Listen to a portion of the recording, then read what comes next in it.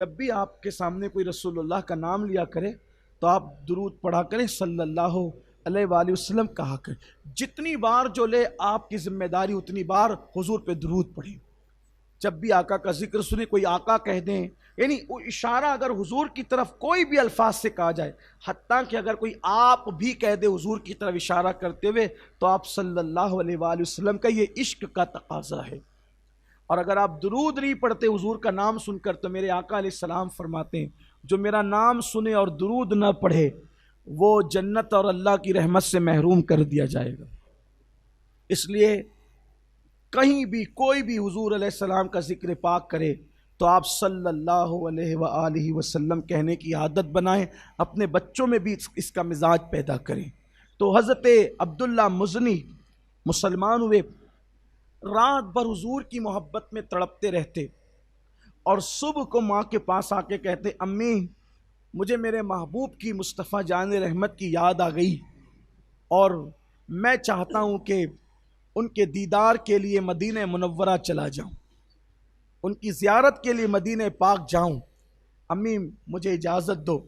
तो माँ ने कहा, मेरे बेटे तुझे पता है कि तेरा चचा तेरे मज़हब का मुखालिफ है, और वो जब सुनेगा कि तू मुहम्मदुर रसूलुल्लाह सल्लल्लाहु अलैहि वसल्लम से मिलने जा रहा है, वो तुझे छोड़ेगा नहीं।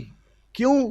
क्या तुझे वो दिन याद नहीं कि जब तूने कलेमा पढ़ा था मोहम्मद अरबी रूही फ़िदा सल्लल्लाहु अलैहि वसल्लम का, तो उसने कितने दिनों तक तुझ पे जुल्म किया था और उसने तुझे कितना मारा था, कितना पीटा था। तो वो सुनेगा तो वो बर्दाश्त नहीं करेगा और वो तुझे बहुत मारेगा, जाने भी नहीं देगा। बेटा सब्र कर, ना जा।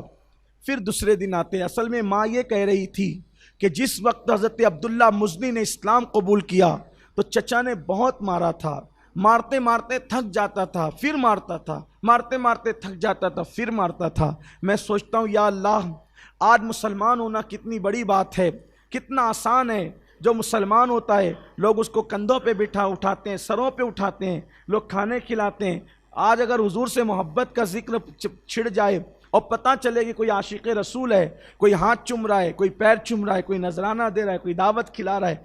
आज इश्क रसूल करना कितना आसान है कि इश्क रसूल करने पर इतने इनामात मिलते हैं। उस वक्त जब सहाबा ने इश्क किया था महबूब से तो इनामात नहीं मिलते थे, मार मिलती थी, पीट मिलती थी, अल्लाह अकबर, कपड़े फाड़े जाते थे, घर से निकाले जाते थे। लेकिन कितनी हैरत की बात है, उनको सजाएं मिलती थी मोहब्बत रसूल पर, फिर भी वो सच्चे आशिक थे।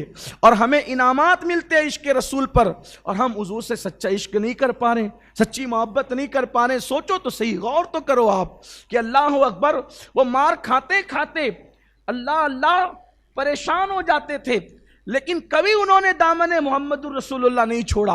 और यहाँ हाल यह है, अगर पता चले कोई नमाजी है, पूरा मोहल्ला उसकी इज्जत करता है, फिर भी हम नमाज पढ़ने को तैयार नहीं। देखो फर्क क्या है सहाबा के दौर में और उस दौर में। उस दौर में सच्चे बनो तो मार खानी पड़े, इस दौर में सच्चे बनो तो इज्जत मिले। उस दौर में नमाजी बनो तो मार खाना पड़े, इस दौर में नमाजी बनो तो इज्जत मिले। लेकिन हैरत है, वो मार खा के इबादत नहीं छोड़ते थे, और यहाँ इज्जत मिल रही है तो भी हम इबादत करने को तैयार नहीं है। कितना फर्क है। यानी शैतान हमें नंगा नाच नचा रहा है, शैतान हमें अपने हाथों की कठपुतली बना चुका है। कोई गौर तो करे कि इनाम मिल रहे हैं, इज्जतें मिल रही है, फिर भी आदमी गुनाह पर जलील हो रहा है। उस वक्त तो कोई गुनाह करे तो लोगों की आंखों का तारा बनता था, आज कोई गुनाह करे तो जलील होता है। गुनाह करके जलील हो रहे हैं, जिल्लत बर्दाश्त है, लेकिन पता नहीं गुनाह में क्या नजर आ रहा है लोगों को। गुनाह गुनाह और गुनाह के अंदर डूब चुके हैं लोग। अपने घरों में गुनाह, मोहल्लों में गुनाह, बाहर गुनाह। कौन सा गुनाह है जिसको हमने छोड़ रखा है? हर गुनाह हम कर रहे हैं, हर गुनाह के अंदर डूबे हुए हैं। अपने हाल पे लोग रहम तो करें। दुनिया की जिल्लत है, आखिरत में अल्लाह का अजाब है। लोग सोचे तो सही। अब्दुल्ला मुज़नी रदी अल्लाह ताला की माँ कहती, बेटा उसने तुझे कितना मारा था, लेकिन चूंकि तेरे चचा के तुझ पर एहसानात हैं। क्यों? क्योंकि बचपने में जब तू कुछ कर नहीं सकता था और मैं तुझे पाल रही थी, पैसे उसने लगाए। हत्ता कि आज तेरे जिस्म पर जो लिबास है वो भी तेरे चचा की कमाई का है, जिस घर में तू रहता है वो भी तेरे चचा का मकान है, जो तू खाता है वो भी तेरे चचा का है, सब तो तेरे चचा के एहसानात है। उसकी इजाज़त के बगैर तू कैसे जा सकेगा? तूने नहीं जाना बेटा, वरना वो बहुत मारेगा, तुझे दुख देगा। माँ माँ होती, माँ मोमिन हो या काफिर हो, माँ माँ होती। औलाद के हक़ में वो बहुत मुखलिस होती है, माँ की अपनी ममता होती है। माँ ने बहुत समझाया, दूसरे दिन फिर आए, माँ मुझसे बर्दाश्त नहीं होता, मुझे जाना है अपने महबूब के दीदार के लिए, उनके बगैर रह नहीं सकता। फिर माँ समझाती बुझाती, फिर चले जाते, अपने काम से लग जाते, फिर आते। माँ रात भर बेचैनी में गुजरती है, माँ मुझे जाने दो ना मदीने।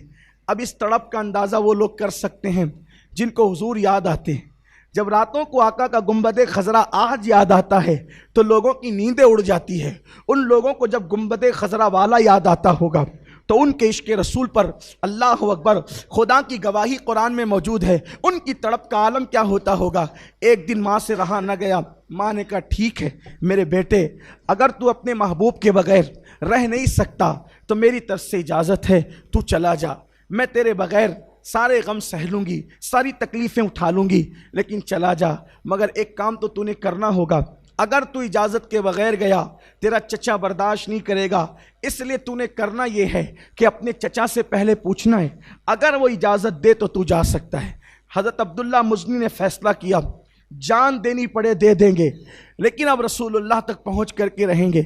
ऐसा ही हुआ, अब्दुल्ला मुज़नी चचा के पास आए। चचा ने कहा बात क्या है, तेरे चेहरे का रंग बताता है तू कोई फ़ैसला करके आया है। अब्दुल्ला मुज़नी ने कहा हाँ चचा, मैं मदीने मुनव्वरा जाना चाहता हूँ। चचा ने सुना, आंखों में खून उतर आया, वो मुसलमान नहीं था। उसने कहा अच्छा, पाला हमने है, खिलाया हमने है, पिलाया हमने है, और तो मोहम्मदुर रसूलुल्लाह, मोहम्मद अरबी के पास जाना चाहता है, नहीं जाने दूंगा। अब्दुल्ला मुज़नी ने कहा मैं जाऊंगा, मैं बर्दाश्त नहीं कर पा रहा हूँ, उनकी जुदाई को मैंने जाना है। कहा तू माँ को छोड़ के जाएगा? हाँ। चचा को छोड़ के जाएगा? हाँ। अगर तू हमें छोड़ के जा रहा है तो मैं तुझे ऐसे जाने नहीं दूंगा। पता है तुझे, तेरे बदन पे जो लिबास है वो मैंने दिया है, जिस घर में तू रहता है मैंने दिया है, हत्ता कि इस वक्त तेरे पास जो पैसों की पूंजी है वो मेरी अपनी अता की हुई है। अगर तू मोहम्मद से इतना प्यार करता है, रूही फिदा सल्लल्लाहु अलैहि वसल्लम से, सारे पैसे यहाँ छोड़, घर से बाहर निकल, घर से में तेरा कोई हक नहीं, आज के बाद तू घर में नहीं आ सकता। अगर आज गया, आज के बाद तू घर में मेरे कभी नहीं आ सकता, मेरी छत में मैं तुझे कभी पनाह नहीं दूंगा। और सुन, ये सब तूने करना है, वाह इश्क़ रसूल। अब्दुल्ला मुज़नी ने कहा आज के बाद तेरे घर की छत में कभी नहीं आऊंगा। कितना बड़ा फैसला। पैसे भी दे दे जितने जमा कर रखे हैं, सारे पैसे तेरे। अब जाहिर सी बात है, एक आदमी तो चिढ़ेगा ना कि उसने इतने नाजों से पाला और वो छोड़ जा रहे हैं। तो कहा इसी पे बस नहीं, कोई सवारी भी ले जाने नहीं दूंगा क्योंकि सब मेरा है यहाँ पे। का वो भी मंजूर है। आखिरी इम्तिहान क्या लिया पता है अब्दुल्ला मुज़नी का? ये जो तूने कपड़े पहन रखे ना, ये जो तूने कपड़े पहन रखे, ये कपड़े भी मेरे दिए हुए हैं, कपड़े भी उतार, उतार कपड़े। सोचे जरा, एक मंजिल आ गई है, एक मकाम आ गया, एक मंजिल आ गई है कि कोई मदीने मुनव्वरा अपने महबूब से मिलने जाना चाहता है और कोई अपने एहसानात का आज नाजायज़ फ़ायदा उठाते हुए कह रहा है कि अगर तू मोहम्मद को मिलने, रूही फिदा सल्लल्लाहु अलैहि वसल्लम, अगर मिलने जाएगा तो मैं तुझे घर में आने नहीं दूंगा, मंजूर। तेरी जमा पूंजी छीन लूंगा, मंजूर। तुझे सवारी नहीं दूंगा, मंजूर। एक मकाम वो आता है तेरे कपड़े भी उतार दे। आप जरा गौर करें कि क्या ऐसा भी वक्त किसी पर आ सकता है कि उसके कपड़े उतारे जा सकते हैं? और किसी के कपड़े उतारे जाएं तो उसका जवाब क्या होगा? लेकिन वारे इश्क़ रसूल, वारे मोहब्बत रसूल, अब्दुल्ला मुज़नी की आंखों में आंसू आ गए और कहा अगर कपड़े उतार कर देने ही से महबूब की बारगाह में मिलने जाने की इजाज़त मिल सकती है तो अब्दुल्ला आज तेरे कपड़े भी तुझे उतार कर देने के लिए तैयार है। चश्मे फलक ने वो मंजर देखा और पुश्ते ज़मीन ने वो मंजर देखा। कि कोई मोहब्बत रसूल में इतना गर्क था कि किसी ने कपड़े मांगे अपने पहनाए हुए तो दे दिए, कपड़े दे दिए। किसी तरह से अपना सतर छुपाया और सतर छुपा करके माँ की खिदमत में पहुंचे। माँ भी मुसलमान नहीं थी। माँ से कहा, माँ चचा ने अपने कपड़े दिए हुए मुझसे छीन लिए हैं इस जुर्म में कि मैं मदीने मुनव्वरा जा रहा हूं, लेकिन इस हालत में तो मैं मदीने जा नहीं सकता ना माँ, तुम माँ हो। चचा चचा है, तुम माँ हो। माँ ने कहा, मेरे बेटे मेरे पास इतने पैसे या रकम नहीं है कि मैं तुझे कपड़े दिला करके दूं, अलबत्ता मेरे पास 2 दुपट्टे हैं, ये जल्दी से लेके भाग जा, कहीं तेरे चचा को पता न चले। तारीख के औराक गवाह है। अगर ये बात तारीख में न होती तो शायद मैं बयान करने की हिम्मत न करता कि इश्क करने वालों ने कैसा इश्क किया। माँ के दोनों दुपट्टे चुपके से लिए, एक दुपट्टा नीचे बांधा, दूसरा दुपट्टा ऊपर को ओढ़ा और पैदल मदीने मुनव्वरा की तरफ चल पड़े। आप गौर कर सकते हैं, ऐसे भी कुर्बानी देने वालों ने दी है इश्क रसूल में। हमने क्या कुर्बानी दी, क्या छोड़ा हमने? हमसे गुनाह भी नहीं छूटते। हम दाढ़ी के चंद बाल भी अपने चेहरे पे इश्क रसूल में सजा नहीं पाते। 50-50 और 60-60 साल का बुढ़ापा आ रहा है, कौन दाढ़ी रखने तैयार है? क्या कुर्बानी दे रहे हैं? फजर में उठने कौन तैयार है? ना जवान ना बूढ़े। घरों का माहौल क्या है? अगर बच्चों को स्कूल भेजना है तो हम सुबह उठ जाते हैं, लेकिन मस्जिद में आना हम सुबह नहीं उठ। हमने क्या दीन को अहमियत क्या दी है? मैं समझता हूं घर जाकर जरा मेरे इन 2 जुमलों पे गौर करना कि कोई कह रहा है अगर तूने जाना है तेरे महबूब के पास तो मेरी सारी नेमतें दे दे, फेंक दिया, थूक दिया उस पर, हत्ता के कपड़े भी उतार के। कोई इस पर तवज्जो करे, थोड़ा गौर करे। मैं इस पे कोई तफसीरा नहीं कर सकता, लेकिन सोचे तो सही ना, वो मंजिल आती, वो मकाम आता है। लेकिन फिर सुन लो और ध्यान से सुन लो और गौर से सुन लो, ध्यान से सुन लो, तवज्जो के साथ सुन लो कि जब किसी ने इश्क मुस्तफा में ये कुर्बानी दी, मोहब्बत रसूल में ये कुर्बानी दी, तो फिर हुजूर अलैहिस्सलाम किसी की कुर्बानी को ज़ाय करते हैं? वो तो हम जैसे गिरे पड़ों को निभाते हैं, हम जैसे गिरे पड़ों का ख्याल करते हैं। तो जो उनके इश्क में कुर्बानी दे, फिर उसका क्या हाल? सुबह से चले हैं, दिन भर चले, रात की आखिरी पहर तक चले, इत्तेफाक से चलते चलते जितने भी दिन गुजरे वो जाने। लेकिन जब वो मदीने मुनव्वरा पहुंचे, उस वक्त था रात का। अब जब रात आई तो इनकी परेशानी बढ़ी। क्या परेशानी बढ़ी? कि जब मैं रात को मदीने मुनव्वरा पहुंचूंगा, सर्दी का मौसम है, मदीने मुनव्वरा की सर्दी है, मिलेगा कौन? घर से निकल तो गए, किसके घर जाके रुकेंगे? कहाँ ठहरेंगे? कौन ठहराएगा? इसलिए कि मोबाइल का दौर तो नहीं, खत और तार का दौर तो नहीं, सवारी जिसके पास ना हो, कपड़े ना हो, माँ का एक दुपट्टा नीचे और एक दुपट्टा ऊपर ओढ़ करके जो इश्क रसूल का कुश्ता बन करके निकल गया हो दीवानगी में, आखिर उसका ठिकाना क्या होगा? लेकिन दिल तसल्ली देता था कि जाते महबूब के दर पे हैं, रुसवाई तो न होगी। जो दुश्मनों के लिए चादरें बिछा देता है तो वो आशिकों के लिए फिर तो कुछ न कुछ तो बात बनी जाएगी। लेकिन रात का वक्त होगा, कौन मिलेगा? इत्तेफाक से जब वो मदीने मुनव्वरा में कदम रखते हैं अब्दुल्ला मुज़नी, तो वो वक्त था रात का आखिरी हिस्सा। सोचा कहाँ जाऊं, किसके घर जाऊं, तो दिल में ख्याल आया कि अल्लाह ही के घर में चलते हैं, मदीने मुनव्वरा की मस्जिद नबवी, अल्लाह के घर में चलते हैं। लेकिन नमाज का वक्त नहीं, कौन होगा?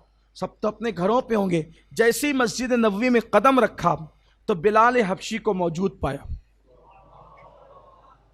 बिलाल ने सलाम खुद किया, कहा अब्दुल्ला मुज़नी तुम्हारा नाम है? तुम अब्दुल्ला मुज़नी हो? हाँ, मगर तुम्हारी मेरी कभी मुलाकात नहीं, पहचानते कैसे हो? कहा हुजूर इशा के बाद जब घर जा रहे थे तो जाते जाते कह गए थे, बिलाल आज तुझे जगना है क्योंकि मेरा दीवाना आ रहा है, मेरा दीवाना आ रहा है, तूने उसके लिए जगना है। देखे तो सही, हुजूर ने कम किसको फरामोश करना है? कोई उनके लिए कुर्बानी देकर तो देखे, कोई उनसे सच्चा इश्क करके तो देखे। मैं आपसे यकीन के साथ कहता हूं, अगर मुसलमान अपने नबी के लिए कुर्बानी देना सीख जाए और वैसा इश्क करे जैसा इश्क करने का हुक्म है, आप फरिश्तों से आगे जाओगे, फरिश्ते आपके पीछे रह जाएंगे, कायनात आपके पीछे होगी, आप आगे होंगे। आप समझ नहीं रहे इश्क रसूल की अहमियत को। आपने रसूमात समझा, हमने इश्क रसूल को रसूमात समझाए। गुनाह छोड़ के देखे, सच्चा इश्क रसूल करके देखे, सच्ची मोहब्बत रसूल करके देखे। और फिर बिलाल हबशी ने कहा, माँ के दुपट्टे तेरे लिए काफ़ी नहीं होंगे, सर्दी बहुत है। क्योंकि हुजूर ने मुझसे कहा था कि उसके कपड़े भी छीन लिए गए मेरे लिए, मेरी मोहब्बत में उसके कपड़े भी छीन लिए। आप ये ना समझे हुजूर आपसे गाफिल हैं। जो उम्मत से गाफिल हो वो नबी कैसा, जो बंदों से गाफिल हो वो खुदा कैसा, और जो उम्मत से गाफिल हो वो नबी कैसा। हमारा खुदा नहनु अक़रबु इलैहि मिन हब्लिल वरीद, हमारा खुदा हमारी शहरक से ज्यादा करीब है। और अन्नबी औला बिल मोमिनीन मिन अनफुसिहिम, तुम्हारे नबी तुम्हारी जान से ज्यादा करीब है। ना खुदा तुमसे दूर है ना नबी तुमसे दूर, क्योंकि तुम मजहब इस्लाम के मानने वाले हो। खुदा उनके होंगे जिन्हें बाजारों में लाने जाना पड़ता हो, खुदा उनके होंगे वो खुदा जिन्हें बनाना पड़ता हो। हमारे यहां ना खुदा को लाया जाता है ना बनाया जाता। हमारा खुदा वो है वादहू ला शरीक, जिसने हमें बनाया हम उसे नहीं बना सकते, जिसने हमें लाया हम उसे नहीं ला सकते, जो हमें मां के पेट में भी खिलाता है हम उसे नहीं खिला सकते। वो हमें जिंदा रखे हुए, वो कायनात को संभाले रखे, वो हय्यो क़य्यूम वादहू ला शरीक। कितने गाफिल हो तुम, अपनी अजमत को तो समझो। जिसका खुदा रब्बे मोहम्मद हो और जिसका नबी सैयदुल अंबिया मोहम्मदुर रसूलुल्लाह हो, वो कौम दीन की तरफ आती क्यों नहीं? वो कौम सच्चे ईमान वाली बनती क्यों नहीं? वो कौम क्यों रसूबात में मुब्तला है? वो कौम क्यों दर दर की ठोकरें खा रही? आओ अपने नबी के कदमों में, आओ अपने रसूल के कदमों में, आओ अपने अल्लाह के से अपने रिश्ते को मजबूत करो। और रिश्ता मजबूत कब होगा? गुनाह छोड़कर। रिश्ते मजबूत कब होंगे? मस्जिदों में आके। रिश्ते मजबूत कब होंगे? कुरान पे अमल करके। अल्लाह अकबर। अब्दुल्ला मुज़नी को कहा, बिलाल हबशी ने, मुझे ड्यूटी दी गई कि तेरी माँ के दुपट्टे मदीने की सर्दी में काफ़ी नहीं होंगे, ये कंबल है हुजूर ने अता किया है, कंबल इस्तेमाल करो। इंतज़ार था जिसके लिए इतने दुख सहे थे कि वो जलवे जहां आरा कब नजर आए। नींद किसे आती थी? सफर की थकन तो थी, लेकिन नींद किसे आती थी?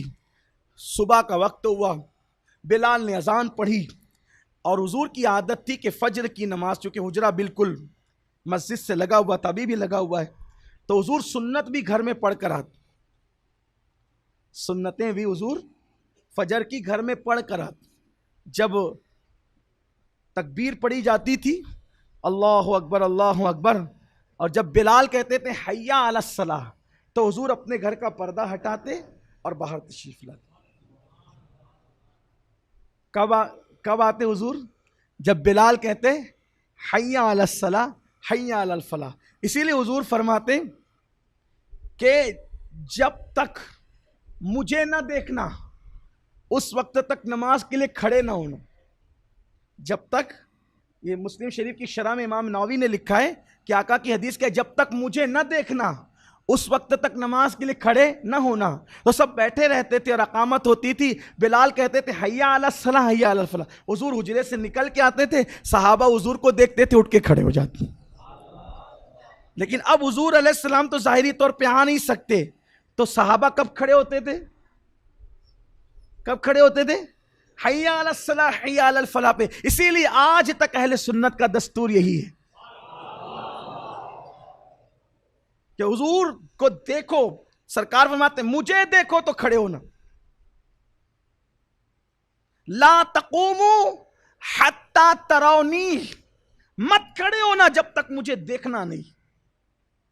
तो इसीलिए फिर हमारे उलमा ने जो उशाक है उन्होंने कहा कि भाई वो तो देखकर खड़े होते थे, लेकिन अब हमने ये देखना है कि हुजूर आते कब थे, हुजूर आते कब थे। कोई मसले को लड़ाई झगड़े का मसला मत बनाया करो, आशिक बनो, जो सहाबा और रसूलुल्लाह करते थे कहते थे बस उसी को करो, मगर ईमानदारी से किताबें देखो, दयानतदारी से किताबें देखो, फिरका वारियत के साथ किताब मत देखो, वरना फिरका वारियत के साथ कुरान भी पढ़ोगे तो कुछ मिलना नहीं है, क्योंकि कुरान कहता है युदिल्लु बिही कसीरम व यहदी बिही कसीरा, इसी को पढ़ के गुमराह हो जाएंगे, इसी को पढ़ के हिदायत पाएंगे। क्यों? अगर फिरका वारियत की ऐनक लगा कुरान भी पढ़ोगे तो कुछ मिलना नहीं है, तो बुखारी मुस्लिम से क्या मिलना है। आपको किताबें पढ़नी अगर है तो इस्लाम की ऐनक लगा के पढ़ो, नूर मुस्तफ़ा की ऐनक लगा के पढ़ो, आपको सच्ची सच्ची बात मिलेगी। लोग कहते हैं ना कि दुनिया कैसी है, का जैसे रंग का चश्मा लगाओ दुनिया वैसे नजर आती है, तो आपको भी तो यही कहते हैं, ईमान का चश्मा लगा के कुरान पढ़, नबी की इतनी फजीलतें नजर आएगी कि तू कहने पे मजबूर होगा कि अलहम की अलीफ से वन्नास की सीन तक के पूरा कुरान नाते मुस्तफ़ा। बात इश्क की है ना, ईमान की है। तो इंतजार कर रहे हैं, फजर का वक्त हुआ, सहाबा जमा हो गए, इन्हें कोई नहीं पहचानता, सिर्फ बिलाल को पता है कोई मुसाफिर आया है और चरागों का दौर है, फजर का वक्त है। हुजूर जैसे आए देखा और आंसू निकल पड़े, गिर पड़ के यहां पहुंचा, मर मर के तुम्हें पाया, छूटे न इलाही अब संगे दरे जान आना। हुजूर को देखा, हुजूर सीधे मुझसे, क्योंकि हैया अलल सलाह या अलल फलाह पे तशरीफ लाए, तो इक़ामत खत्म होने तक मुसल्ले पर नमाज शुरू। नमाज के बाद उजाला हुआ तो हुजूर ने सब पे नज़र डाली। फजर के बाद आका की आदत थी कि सहाबा की तरफ रुक करके बैठ जाते थे और गुफ्तगू होती थी, और कभी कोई ख्वाब देखता तो उसकी ताबीर बयान करते, खुद ख्वाब देखते तो ख्वाब भी बयान करते, ताबीर भी बयान फरमाते। गरज के बहुत सारे मामलात होते थे, फजर बाद सब मस्जिद में बैठ जाते। आजकल तो सबको भागने की पड़ी रहती, चाहे फिर होटल पे जा करके बैठेंगे लेकिन मस्जिद से भाग जाना है। खैर, मैं तो लोगों से कहता हूँ कि इबादत करके भी कुछ देर, आधा मिनट ही सही, दुआ के बाद, इबादत के बाद मस्जिद में बैठा करो, मस्जिद में बैठा करो। क्यों? मस्जिद में इबादत के बाद आधा 1 मिनट 5 मिनट बैठना, यह अल्लाह के महबूबों का तरीका है। क्यों महबूबों का तरीका है? कोई किसी के घर जाता है, तवज्जो करना, कोई किसी के घर जाता है किसी काम से, तो कुछ ऐसे लोग होते हैं जिनको खड़े खड़े भेज देते हैं, ये काम ले जा। कुछ ऐसे होते हैं जो थोड़ा करीबी होते हैं, भाई जरा बैठ तो सही, काम से है लेकिन बैठ तो सही, काम हुआ, अच्छा मैं चलता हूँ, हाँ ठीक है जाओ, ठीक। लेकिन जो महबूब होते हैं, जो बड़े करीबी होते हैं, काम से आया तो बिठाया, चाय पिलाई, ये किया वो किया, उसके बाद काम हो गया, अच्छा मैं चलूं, अरे बैठ ना, कहाँ जा रहे, बैठ। क्यों? अरे काम तो हो गया ना, काम से आया था, काम तो हो गया, लेकिन अब जो बिठाया जा रहा है वो मोहब्बत के तकाजे के तहत बिठाया। बात समझ में आती है ना? तो आए मस्जिद में किस लिए? नमाज के काम से। नमाज तो हो गई, आए थे खड़े खड़े नमाज पढ़ रहे थे, अल्लाह ने कहा बैठ। अल्लाह ने क्या कहा नमाजी को? बैठ, बैठ जा। तो बैठते हो ना कादा में, बैठ गए। अब नमाज पढ़ ली, अपनी मुराद मांग भी ली, अब जा रहे हैं, तो गोया के कुदरत करिए और बैठ, क्योंकि तू मेरा महबूबों में से। तो मस्जिद में सब नहीं बैठ सकते नमाज के बाद, जिसको कुदरत चाहती है वही बैठ, और जो बैठते हैं उनकी निशानी है कि वो महबूबों में से। इसलिए आधा ही मिनट से ही थोड़ा सा बैठ जाए, 1 ही मिनट से ही बैठ, ये महबूबों का तरीका है। तो हुजूर की आदत करीमा थी बैठ, तो सबके नजर डाली, कंबल ओढ़कर कोई नौउम्र और जवान खूबसूरत बैठा था। सरकार ने फरमाया अब्दुल्ला इधर आओ, नाम भी जानते कबीर, इधर आओ। जब नाम लेके पुकारा तो फूट फूट के रो पड़े। बड़े दुख सह कर आयो ना, बड़े दुख सह कर आयो, अब हमारे ही पास रहना, यहीं रहना, यहीं। तो देखो जो जो उधर बातें कही गई उसका जवाब दिया जा रहा है। वो कहता है घर की छत नहीं दूंगा, हुजूर कहते हैं मेरे पास रहना, मतलब जवाब दिया जा रहा है अब तुझे किसी की छत की जरूरत नहीं है, दामन मुस्तफ़ा जो मिल गया, तुमने यहीं रहना, यहीं जिंदगी गुजर। जी या रसूल अल्लाह। अब हुजूर के पास रहते हैं, चूंकि हुजूर को पता है इसका है कोई नहीं, माँ भी छोड़ आया है, चचा भी छोड़ आया है, वतन भी छोड़ आया है, हर एक का कोई ना कोई कबीला है, इलाका है, भाई है, भांजा है, भतीजा है, बाप है, कोई ना कोई किसी का है ना, ये तो सब छोड़ आया है। तो हुजूर मुकम्मल प्यार देते थे, कभी कभी अपने हाथों से लुकमा भी खिलाते। माँ की ममता ना याद आ जाए, माँ का प्यार भी, बल्कि माँ से ज्यादा प्यार दिया जाए। एक दिन ऐसा हुआ, इनसे कोई ऐसा काम हो गया अब्दुल्ला मजनी से, फारूक आजम नाराज होकर खूब डांटा। हज़रत फारूक आजम जलाली थे, खूब डांटा। अच्छा, हुजूर ने कभी नहीं डांटा था, हुजूर तो प्यार ही देते थे। अब बड़ों से प्यार मिले और बड़ों के बाद जिनका दर्जा उनसे डांट मिले, और जिसको कभी डांट ना मिली और पहली बार डांट मिलती है, तो बोलो आदमी सिर्फ डांटने पे कितना टेंशन में आता है ना भाई। जो मारपीट खा करके बड़ा हुआ हो उसको कितना भी मारो कोई फर्क नहीं पड़ता, लेकिन जिसे कभी डांट भी ना मिली हो, कोई घूर दे, वो पूरा दिन मूड ऑफ रहता है। सही है ना ये बात? घर पे जो बच्चे मार नहीं खाते, स्कूल में टीचर डांट दे तो दिन भर आंसू नहीं रुकते, ऐसा है ना, ऐसा होता है। तो यही कभी हुजूर से मुकम्मल प्यार मिला, मोहब्बत मिली, फारूक आजम ने डांट दिया। अब ये छुपते फिर रहे हैं, आंसू रोक रहे हैं। फारूक आजम की डांट इनको बेचैन कर रही है, बेकरार कर रही है। ऐसे में सोचा आज हुजूर आएंगे तो हुजूर का सामना नहीं करूंगा। क्यों नहीं करूंगा? अगर सामना हुआ तो बर्दाश्त नहीं हो पाएगा, इसलिए कि जब कोई अपना नजर आता है तो आदमी दुखड़ा तो पेश करता है, रोता तो है, बगैर रोए आंसू निकल आते हैं अपनों के सामने। आप इसको गौर करें, अल्लाह ना करे किसी घर मैयत हो जाए और सगा भाई आ जाए बाप के इंतकाल पे, पड़ोसी को देख के उतना रोना नहीं आया, लेकिन सगे भाई को देख के फूट फूट के रोएगा, है ना, क्योंकि कोई अपना आया है। तो अपनों को देख करके दुख याद आते हैं, दुख ताज़ा होते हैं। हुजूर का सामना आज नहीं करूंगा वरना बर्दाश्त नहीं होगा। छुप करके पिलर के पीछे बैठ गए। जैसे हुजूर आए मिंबर पे, नजर पड़ी, बर्दाश्त नहीं हुआ, रोने लगे, और रोए तो फिर बेसाख्ता फूट फूट के रोए। लेकिन हुजूर अपने आशिकों का कितना ख्याल करते हैं। मिंबर पे बैठे बैठे आका बुला लेते, इधर अब्दुल्ला। तो ये कितनी बड़ी बात थी, हुजूर जिसे बुला ले कितनी बड़ी बात थी। लेकिन वाह रे बंदा परवर, गरीब परवर मुस्तफ़ा, गम गुसारे उम्मत मुस्तफ़ा, इश्क करने वालों के साथ इनामात कैसे हैं। हुजूर ने मिंबर छोड़ दिया, अब्दुल्ला मुज़नी के लिए मिंबर छोड़ दिया और उन तक चल करके गए। क्यों रो रहे हो? लिपट गए, फूट फूट के रोए। क्यों रो रहे हो? हिम्मत नहीं थी क्या कहूं। क्यों रो रहे हो? फारूक आजम ने देखा, या रसूल अल्लाह, मेरे माँ बाप आप पे कुर्बान। शायद रोने की वजह यह है कि ये महफिल में बैठ करके जबकि लोग इबादत पे मसरूफ थे, जोर से अल्लाह अकबर कह रहा था। मैंने उसको डांटा कि दूसरों का ख्याल कर, मस्जिद में और भी लोग इबादत कर रहे हैं, मैंने डांट दिया उसको, शायद मेरी डांट पे रो रहा है। सरकार ने पूछा ऐसा ही है? उन्होंने कहा हाँ, गलती मेरी थी और इन्होंने डांटा, मैं रो रहा हूं। सरकार ने क्या फरमाया पता है? उमर, हाय हाय उमर, कोई गलती करे ना तुम उसको डांट सकते हो, मेरी तरफ से इजाजत है, इसको कभी मत डांटना, ये जो चाहे करे, ये जो चाहे करे, इसको कभी मत डांटना, इसलिए कि ये बड़े दुख उठाकर आया मेरी खातिर। अब इसने इतने दुख उठाए, अब इसको कोई दुख नहीं देना, जो चाहे इसको करने देना, डांटना नहीं इसको। फारूक आजम ने, यानी कि गोया के किसी को वीआईपी कोटा दिया जा रहा है, जो करे इसको। देखो आशिकों के कैसे नाज उठाए जाते हैं। लेकिन फिर जिंदगी ने वफा न किया। एक दिन बीमार हुए और बीमारी में इतना बुखार बढ़ गया कि बर्दाश्त न कर सके और छोटी सी उम्र में इंतकाल हो। न उम्री में ही, बहुत दिन नहीं जी सके, छोटी सी उम्र में ही इंतकाल हो गया। जब इंतकाल हुआ तो मदीने मुनव्वरा में ये रस्म थी, और आज भी हमारे यहाँ है, कि जिसका इंतकाल होता है उसको गुस्ल घर वाले दें, कफन घर वाले पहनाए, यही है ना, कब्र में घर वाले उतारे। अब उनका तो कोई घर ही नहीं था और घर वाले भी नहीं थे। सरकार ने ड्यूटी दी, इसको गुस्ल देंगे सिद्दीक अकबर और फारूक आजम, कफन पहनाएंगे सिद्दीक अकबर और फारूक आजम।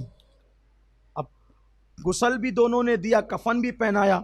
अब जब इतनी ड्यूटी जिम्मेदारी मिली तो सोचा कि जो गुस्ल देता है, कफन पहनाता है, वही कब्र में भी उतरता है। दोनों उतर गए कब्र में। सरकार ने फरमाया बाहर आओ, आका ने फरमाया बाहर आओ, हमारे माँ बाप आप पे कुर्बान हुजूर।